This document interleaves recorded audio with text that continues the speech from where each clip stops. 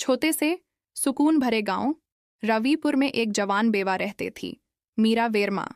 दिन भर वो एक पुरानी लकड़ी की करघा लूम के पास बैठी रहती, अपने हाथों से रंग बिरंगी सरी बुनती थी। हर धागा उसके ख्वाब, उसके दाढ़ और उसकी खामोश दुआओं को अपने अंदर संभाले होता था। जैसे जैसे दिवाली नजदीक आई, मीरा दिन रात काम में लग गई। उसकी एक ही चाहत थी, इतनी सरी बिक जाएं कि उसके बेटा रोहन की स्कूल फीस निकल आए और थोड़ी मिठाई दिवाली के लिए घर में आ जाए। उसके छोटे घर में नए कपड़े की खुशबू और उम्मीद का माहौल था। सुबह जब गांव में दिवाली मेला लगा, मीरा ने अपनी सरी संभल कर एक छोटी सी दुकान लगाई। मेला रंगोन, मुस्कुराहट और मिठाई की खुशबू से भर गया था। धूप के नीचे मीरा की सरी सोना जैसी चमक रही थी। लोग रुक रुक कर देखते थे। दोपहर के आसपास एक काली एसयूवी आकर रुकी। उसमें से उतरे राजेंद्र चौहान, गांव के म्युनिसिपल ऑफिसर, एक ऐसा आदमी जिसे सब डरते थे, अपने घमांड और तकात के लिए मशहूर। वो मीरा की सरी देखता हुआ बोला, बहुत खूबसूरत हैं ये, मैं 2 ले लेता हूं। मीरा ने मुस्कुराते हुए कहा, शुक्रिया सर, ये हाथ से बुनी हैं, कौन सी पसंद कर लीजिए, मैं पैक कर देती हूं। लेकिन उसका लहजा अचानक बदल गया। पैक तो करो, लेकिन मैं पैसे नहीं दूंगा, गिफ्ट समझ लो।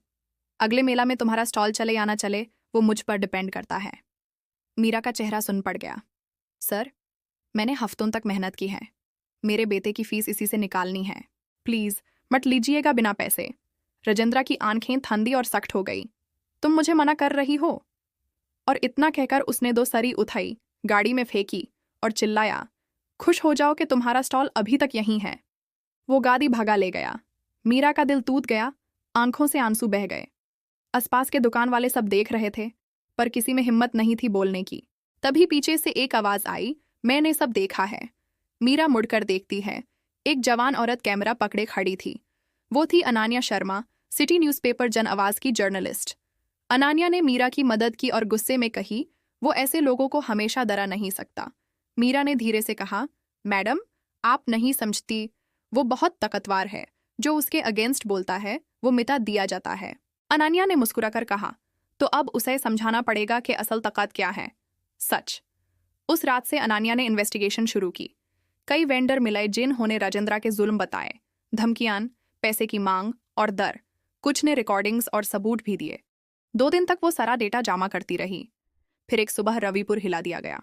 जन आवाज के फ्रंट पेज पर हेडलाइन थी, corrupt officer steals from the poor, the dark side of Ravipur's Diwali. पूरे सबूत के साथ राजेंद्र के गुना समाशा में आ गए। कलेक्टर अर्जुन सिन्हा ने तुरंत इंक्वायरी का ऑर्डर दिया। अगले दिन जब राजेंद्र ऑफिस आया, टू पुलिस वाले पहले से मौजूद थे। अर्जुन सिन्हा ने कहा, मिस्टर चौहान, आप सस्पेंड किए जाते हैं। रिश्वत और धमकी के सबूत मिल गए हैं, अब केस चलेगा।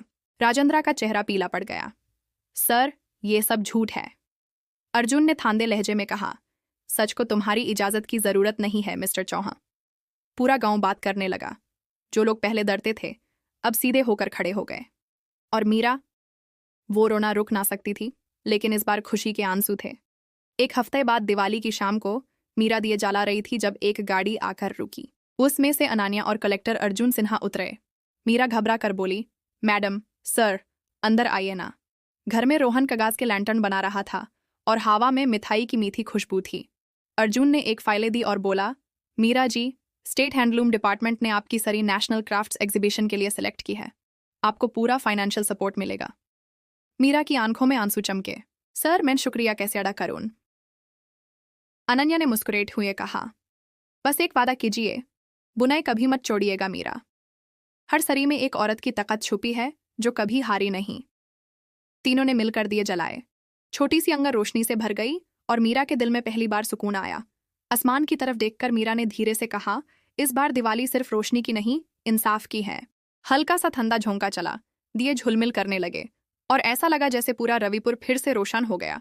पताखों से नहीं, पर सच और हिम्मत के उजाले से। मोरल ऑफ द स्टोरी, सबसे छोटी आवाज भी जुल्म के बड़े तकात को हिला सकती है। जब सच सीधा खड़ा हो जाता है, झूठ गिर जाता है, और यही है रोशनी की असली जीत अंधेरे पर।